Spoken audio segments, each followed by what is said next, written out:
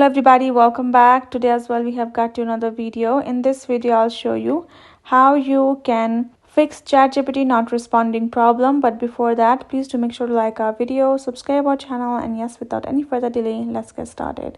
So for that, simply go ahead, open up your particular ChatGPT. It can be on your app, or you can access it on your particular browser by simply accessing your browsing app according to your device. And once you've accessed, go ahead, type in chatgpt.com and access the official website. Or if you have an app, open the app up. Now if the app ChatGPT is not responding to you, so first thing you can do is refresh your website. This will simply refresh your website and can help you fix it. Another thing is you can simply go ahead, create another tab, and can access as well over there. Or you can simply go ahead, clear the cache file of your particular browsing app and reinstall the app as well.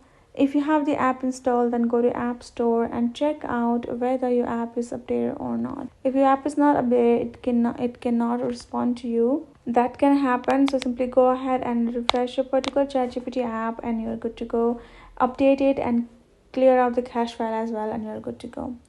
That's basically it. So hope this video helped. Thank you so much for watching. I'll see you guys in our next video.